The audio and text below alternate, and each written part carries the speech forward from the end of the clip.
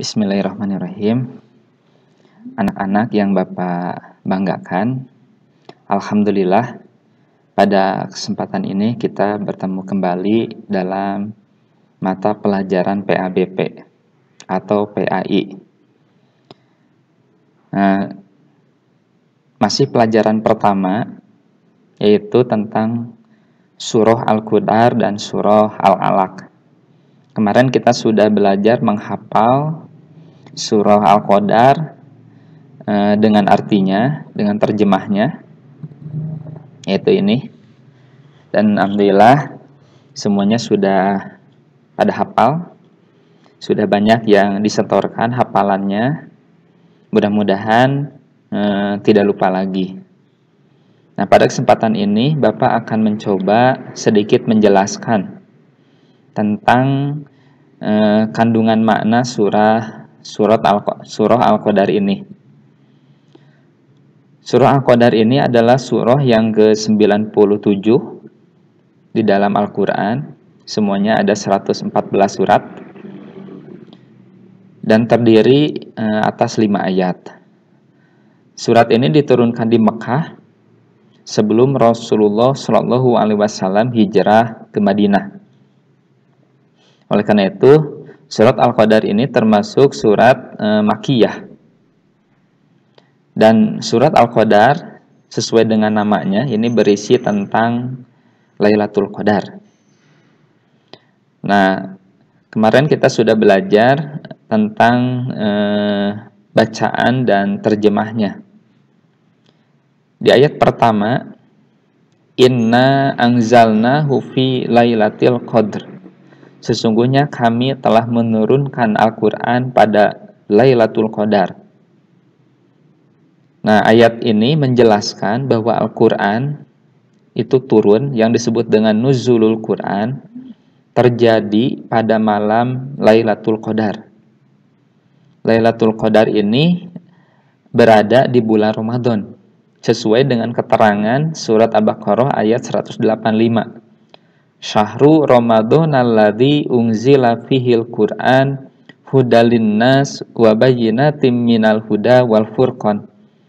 Bahwa pada bulan Ramadan Allah Subhanahu wa taala menurunkan padanya Al-Qur'an sebagai petunjuk bagi manusia sekaligus penjelasan mengenai petunjuk itu dan pembeda antara hak dengan yang batil. Minal huda wal furqan.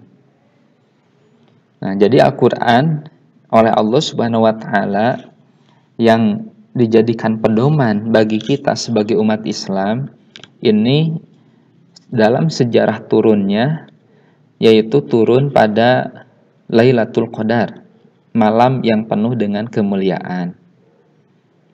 Nah, ada apa dengan Lailatul Qadar, dengan malam Lailatul Qadar itu?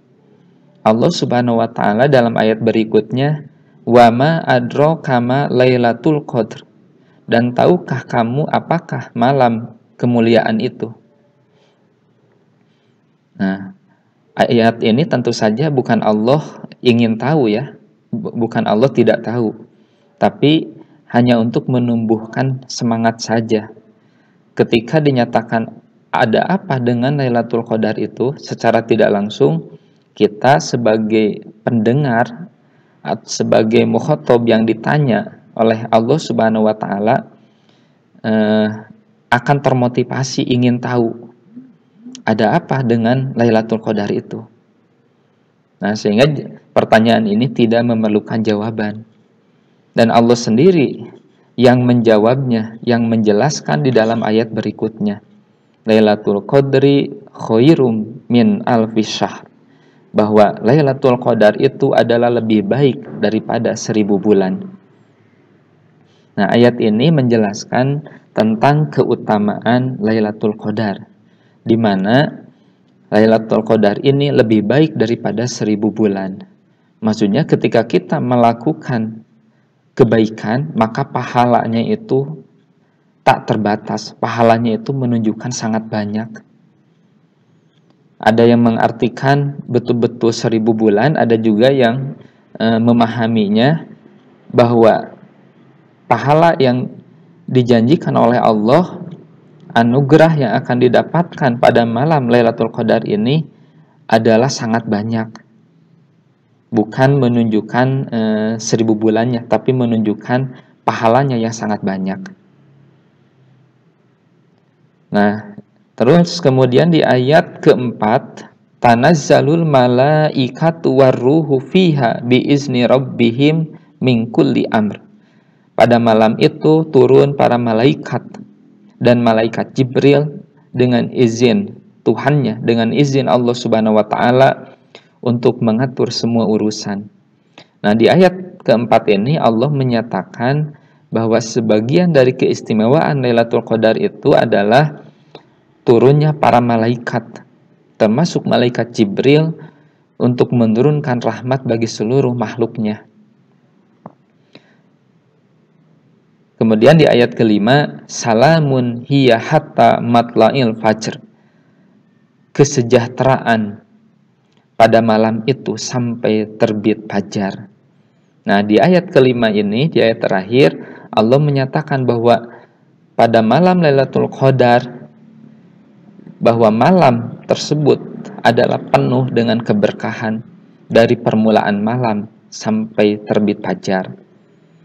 Artinya, kita sebagai umat Islam harus memanfaatkan malam tersebut dengan berbagai ibadah agar mendapatkan pahala dan rahmat yang banyak dari Allah Subhanahu wa ta'ala.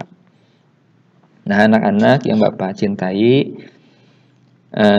adapun pesan yang terkandung dalam surat Al-Qadar ini adalah Rasulullah Shallallahu Alaihi Wasallam memberikan tuntunan kepada umatnya agar memperbanyak ibadah. Dalam sebuah hadis disebutkan, barang siapa mendirikan sholat, sholat sunat pada malam Lailatul Qadar dengan penuh keimanan dan mengharap pahala dari Allah, maka akan diampuni dosa-dosanya yang telah lalu. Hadis riwayat Bukhari dan Muslim. Kemudian Rasulullah juga memberikan tuntunan bahwa Lailatul Qadar terjadi pada malam-malam yang ganjil di 10 hari terakhir di bulan Ramadan. Sehingga Rasulullah berintikaf di 10 hari terakhir di bulan Ramadan, dan beliau bersabda, carilah malam Lailatul Qadar di malam ganjil pada 10 hari terakhir di bulan Ramadan. Hadisnya masih sama, riwayat Bukhari dan Muslim. Kemudian berdasarkan hadis tersebut, para ulama sepakat bahwa Lailatul Qadar itu terjadi antara malam ke-21, 23, 25, 27, dan 29 pada bulan Ramadan. Jadi di malam-malam yang ganjil. Nah, ibadah yang biasa dilakukan pada malam itu adalah sholat malam, i'tikaf, tadarus Al-Quran, berzikir, ya. Pokoknya hal-hal yang positif, hal-hal yang baik. Dalam sebuah riwayat, Rasulullah SAW menganjurkan sebuah doa yang untuk dibaca dan diperbanyak pada 10 hari terakhir di bulan Ramadan tersebut, yaitu Allahumma innaka afuwun tuhibbul afwa fa'afu anni. Ya Allah, sesungguhnya Engkau Maha Pemaaf, Engkau juga gemar memaafkan, maka maafkanlah aku. Nah, selain sebagai ungkapan permohonan ampun kepada Allah, doa itu mengajarkan sikap-sikap yang penting untuk kita, yaitu sikap menyadari bahwa kita pasti pernah bersalah, bukan hanya kepada Allah, juga kepada sesama. Sikap berpikir positif terhadap orang lain, jangan berburuk sangka, ya. Sikap gemar meminta maaf dan memaafkan. Allah saja Maha Pemaaf, ya. Ketika hambanya banyak yang berbuat salah, apalagi kita. Oleh karena itu, ciri orang yang bertakwa itu meminta maaf dan memaafkan. Nah, itu selesai pembahasan kita tentang surat Al-Qadar. Nah, mungkin untuk hari ini penjelasan dari Bapak sampai di sini dulu.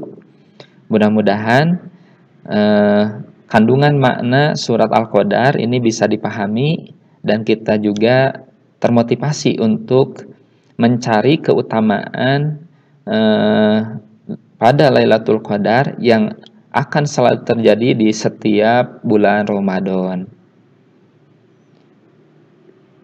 Mungkin itu saja. Insya Allah nanti kita lanjutkan pada kesempatan yang lain. Nanti kerjakan tugasnya. Selamat belajar.